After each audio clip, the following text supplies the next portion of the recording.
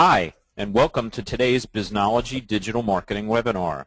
I'm Mike Moran, founder of the Biznology blog and a senior strategist at Conversion, a leading social consultancy. I'm also co-author of Search Engine Marketing, Inc., sole author of Do It Wrong Quickly, How the Web Changes the Old Marketing Rules, and a former IBM Distinguished Engineer. Today you'll be hearing from brand building expert, speaker, and author Denise Lee Yohn, who will present Build a Breakthrough Brand with a Clear Competitive Positioning. But before we start, we need to recognize our sponsors. Barn Raisers, a full-service digital and social media solutions company that builds brands using proven relationship principles and ROI. Meng, Marketing Executive Networking Group, New Jersey chapter. We aren't just about networking to land a great job, we're about staying current to grow in our careers.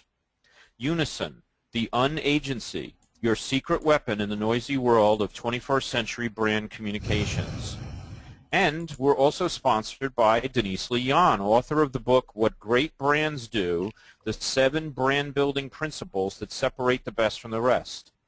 As we wait for more attendees to join, let me review the format of our webinar. Our Biznology webinars last just 30 minutes, so you can easily fit them into your busy schedule. We record each webinar and we'll email you that link later this week. During our speaker's presentation, you can use GoToWebinar to ask a question. That orange arrow that you see on the screen opens and closes your controls. If you have a question, simply type it into the box labeled Questions at any time during the event and press the Send button.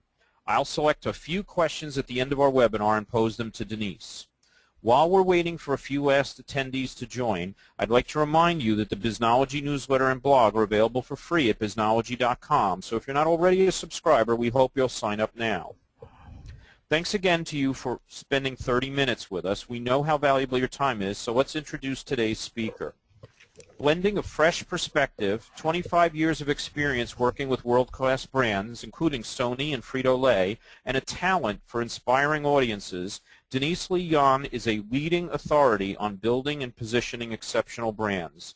Denise is the author of What Great Brands Do, the 7 brand-building principles that separate the best from the rest. So if you've ever struggled with how to position your brand so it stands out from the competition and stands up to competitive threats, this is the webinar for you. Denise, take it away. Thank you, Mike, for that terrific introduction. It's great to be speaking with all of you today. The other thing you need to know about me other than what Mike has told you is that I love brands. And I've had the privilege of working on some of the world's greatest brands, including these that you see on your screen. So what I'm going to share with you today is based on my work with these brands and my research and analysis of many others. Today we're going to talk about a competitive brand positioning, but before I walk you through how to develop one, we need to set the context. A competitive brand positioning is part of a brand platform. What is a brand platform? Well, like a political platform, and just by the way, today is a special election in San Diego, so politics have very much been on my mind. A brand platform outlines what the brand stands for and what it is trying to accomplish, just like a political candidate. It's a strategy that articulates why customers should choose your brand and explains how the brand differs from others. And a brand platform is comprised of 2 elements. Brand identity, which explains what the brand is, the key defining values and attributes of the brand, and the competitive positioning, which explains how the brand compares to other options. And these 2 elements are integrated and work synergistically like yin and yang. The brand identity focuses and aligns everything that you do, from product development to marketing to your visual strategy to distribution, etc. And your competitive brand positioning reveals who you are competing with, who you steal share from, and indicates how you might go about doing that. And just to be clear, a competitive brand positioning is not a value proposition. A value proposition is tied to a specific offering and explains what a customer gets for what it costs. A competitive brand position is also not a tagline or a message. It's a strategy, like all other strategies used internally, and can be translated by a copywriter into target-appropriate language for external use. And also, a competitive brand positioning is not unchanging in the sense that over time, as your competitive landscape and your customers change, you'll need to revisit your brand positioning. The other half of your brand platform, the brand identity, is more evergreen, and perhaps one day I can do another webinar on how to clarify your brand identity. But for now, let's get into how to develop a competitive brand positioning.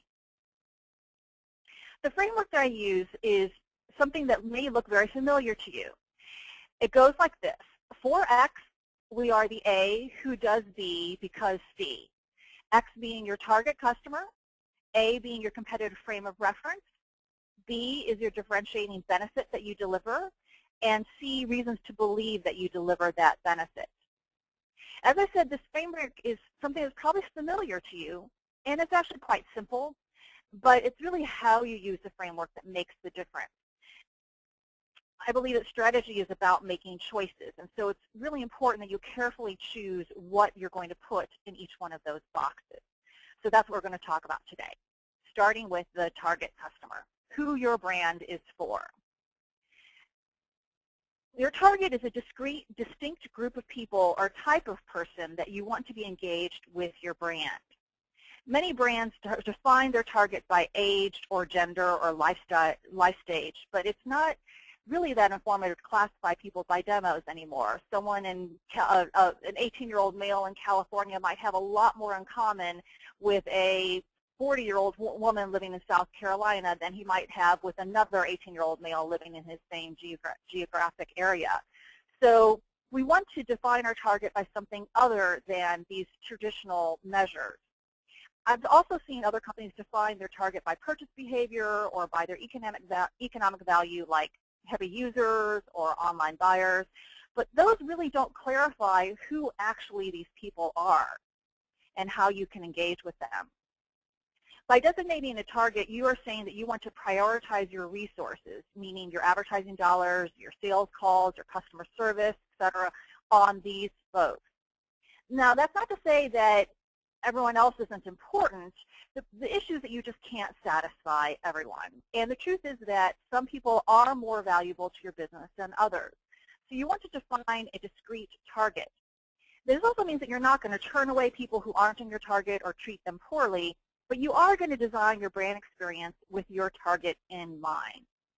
And finally, remember that people who are buying you now may not be the most profitable or the most attractive or most sustainable customers for the future. So you want to make sure you're articulating the customer you want, not necessarily the customer that you have. My clients have the most success when they define their target based on their needs state, which is a combination of the purchasing attitude of their customers with their purchase occasion. So for consumer products, for example, a purchasing attitude would be something like the person's very design conscious or price sensitive or really wants innovative products. And then the purchase occasion may vary from like an impulse purchase to a gift to an indulgence purchase to a routine or a habit. Needs-based segmentation allows for the fact that most individuals have more than one demand driver for products that they're interested in. One of my clients is a national fast food chain, and defining their target by demos like adults 18 to 54 really wouldn't help them design their brand experiences in a differentiated way. But identifying target segments on the basis of their needs state would. So they have a target that is the don't have to think about it, quick bite when I'm on the go segment. They have another segment that's about socializing with friends and family, or another segment that's craving a particular menu item. You want to select the segments for your target customers based on a series of criteria, including whether it fits with your brand values and attributes, sales, both current and potential sales, so growth potential needs to be factored in there. And also you need to make sure that your target segments are reachable through media and marketing efforts. They need to display specific attitudes and behaviors that give you clues how you would use media or communication to actually reach them and engage with them. So that is your target, X. Now we're going to move to your competitive frame of reference, A. This is the mental file folder that you want your target to put your brand in. And this is actually the most critical choice in your framework. If you define your competitive frame of reference too narrowly, you won't appeal broadly enough to generate the volume you need for a sustainable business.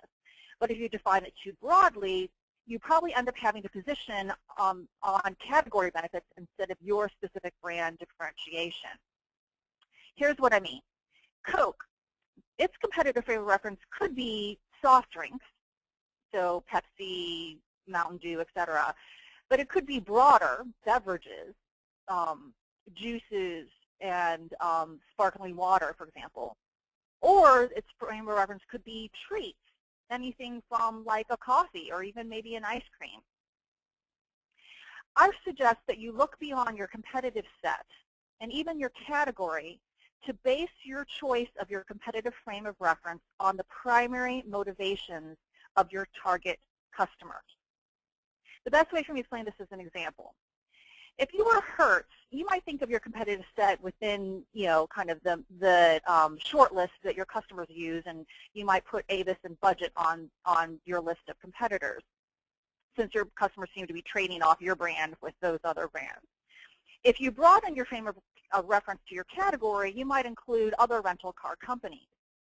But if you were to base your frame of reference on your target's motivation, convenient alternative transportation, you might realize that startups like Zipcar and Car2Go are also your competitors to some degree. So when deciding what your competitive frame of reference should be, start by thinking outside in. Start with your customer, not inside out, where you'd be starting with your product. Also, consider what life stage your brand or product is in. If you're just starting out, you might define your frame of reference more narrowly, since your primary challenge is simply getting people to choose you over other existing options. Later in the life stage of your product, you might define your frame more broadly in order to take on new areas of growth. And you want to decide your frame of reference in conjunction with choosing your differentiating benefit. These two choices are very related. The choice you make with one will shape the choice you make with the other. So let's go on and move to that B, your differentiating benefit that you offer. This is where you consider the one benefit that you want to position your brand on. It needs to be strong, something that you as a brand have mastery over. It needs to be unique, something that you do better or differently from others. And it should be emotional. Humans are emotional beings and make purchase decisions based on how they feel. So again, I want to make sure that I'm emphasizing this is a benefit, not an attribute that you're positioning on. Guaranteed overnight delivery service is an attribute, but confidence that your customer's package will get there is a benefit. Whole grain is an attribute. Feeling fuller and not being hungry is a benefit.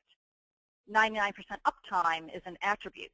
Helping your customers serve their customers reliably is a benefit.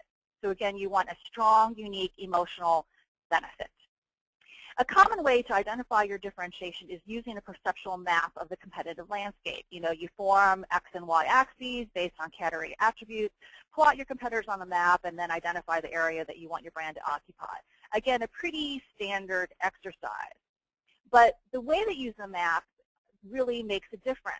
If you use the map in an expected way, you'll get an expected and therefore a fairly weak and meaningless positioning. So for example, for a snack food company I worked with, the more expected or common XY values might have been like price, low price, high price, sweet versus salty, or maybe would have used like kids versus adult snacks, or individual versus shareable snacks.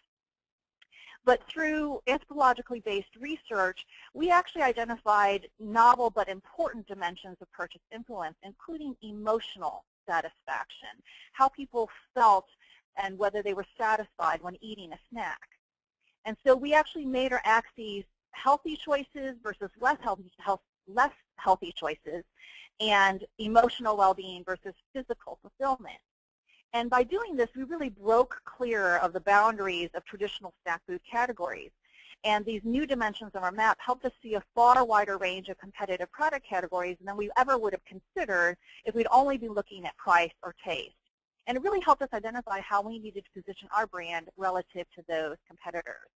So you want to really think carefully about the axes that you choose to define your differentiated benefit.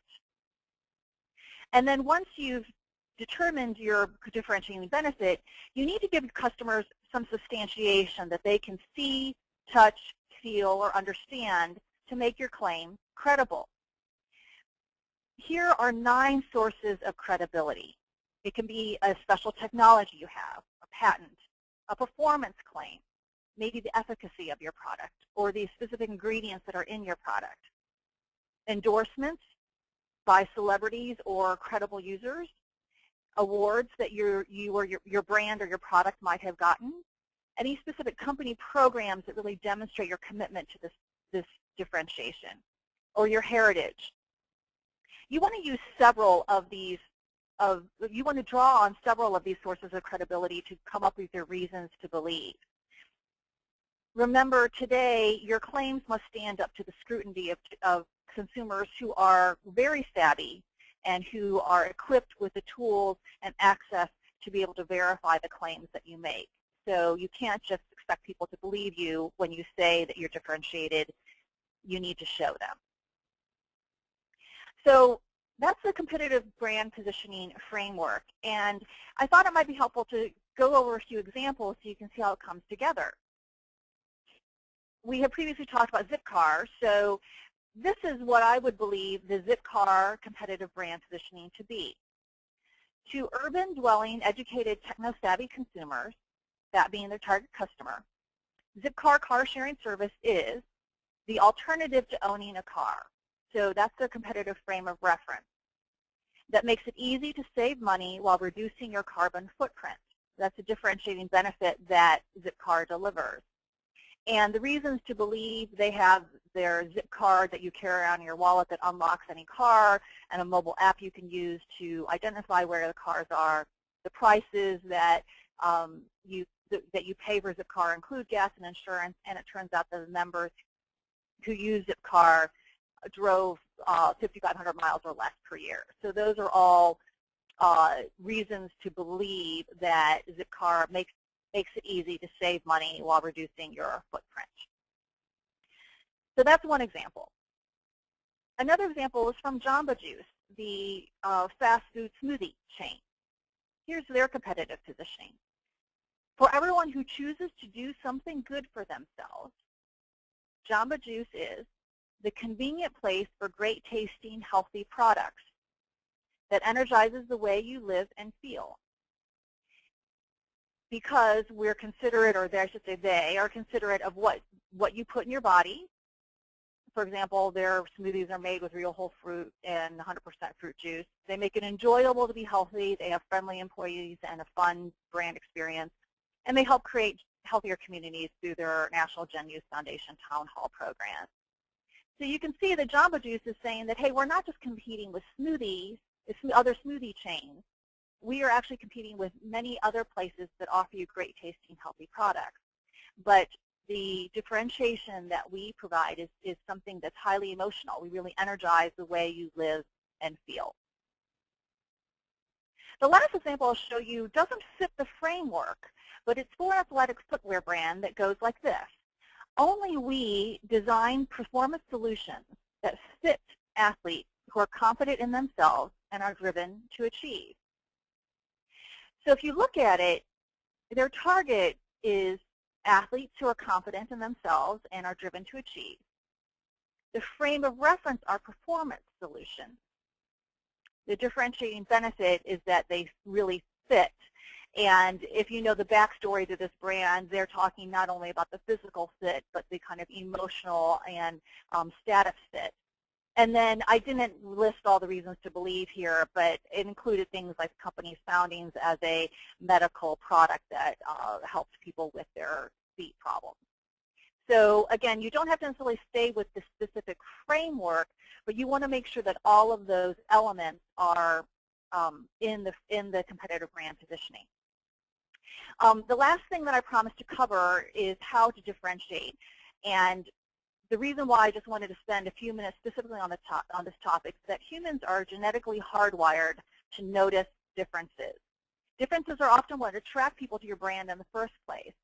Great brands are powered by strong and clear differentiation. So I just want to give you 3 thought starters on how you can differentiate your brand. And again, this may be something that we can come back and talk about later. The first way to differentiate is to be first. When you're first to market, meaning when you're first to create a demand and then fill it, your brand achieves a strong differentiating advantage of a market leadership position. And that can be real or perceived. That's why everyone knows the Apple iPad. But very few people have ever heard of the BlackBerry Playbook or the Google Honeycomb or the Motorola Zoom, even though when those products came out, some experts said that they were superior.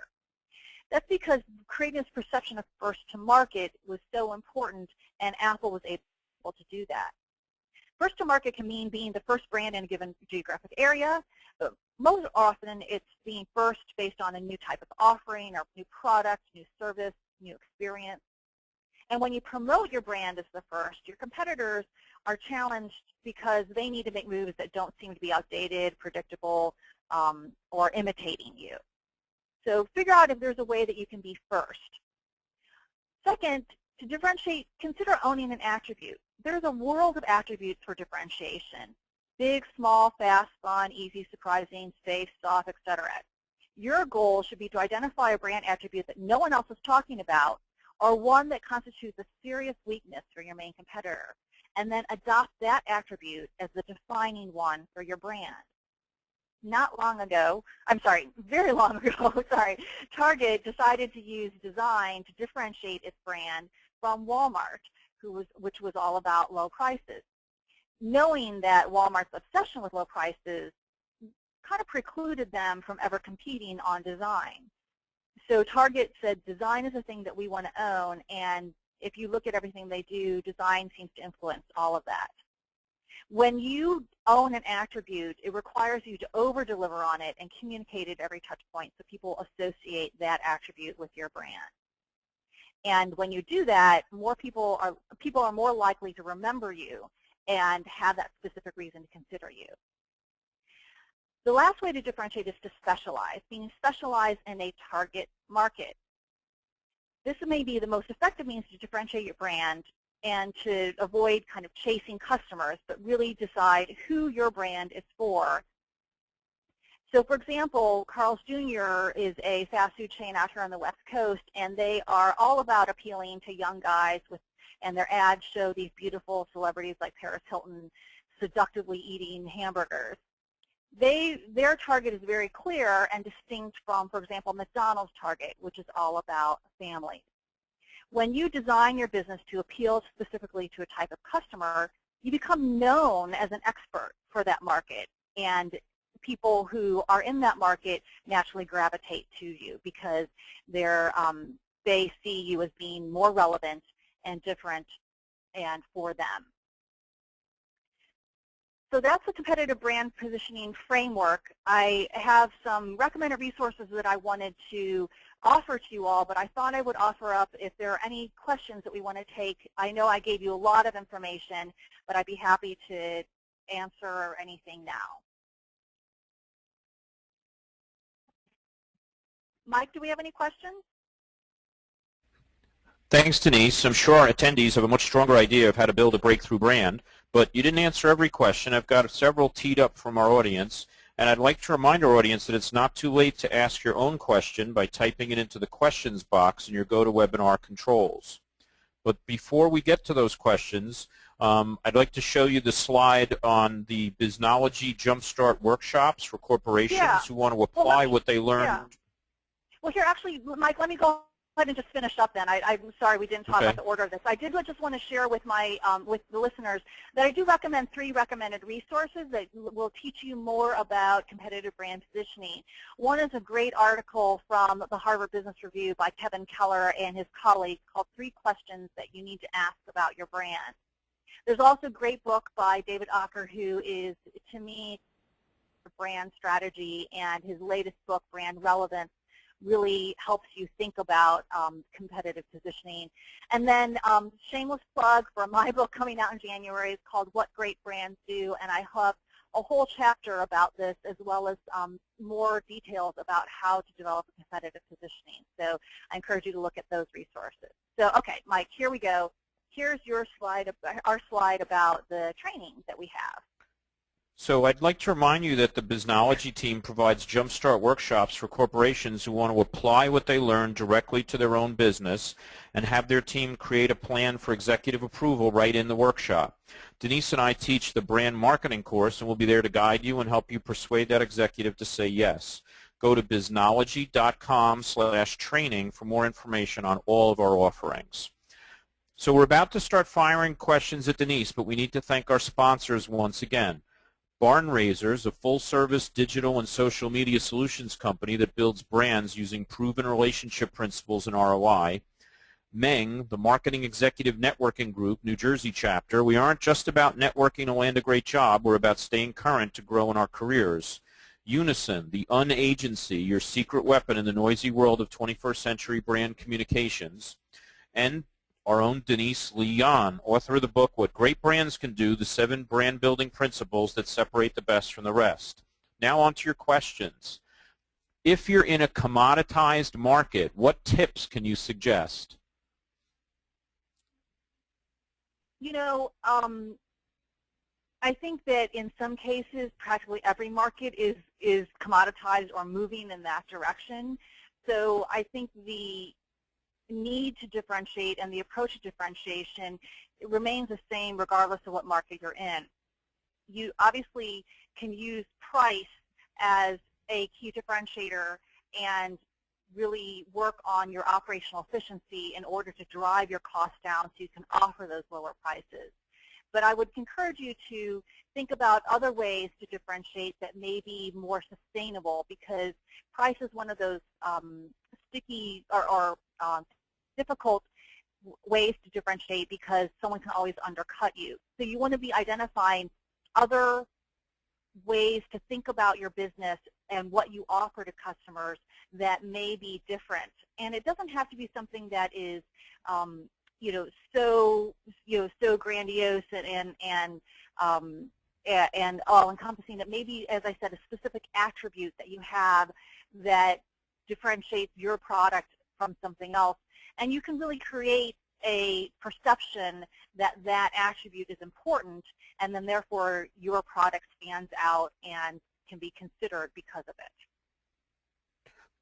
That's great, Denise. The next question is, if you differentiate on attribute, can you claim an attribute if you're the first, even if it might not be extremely unique? Yes and no.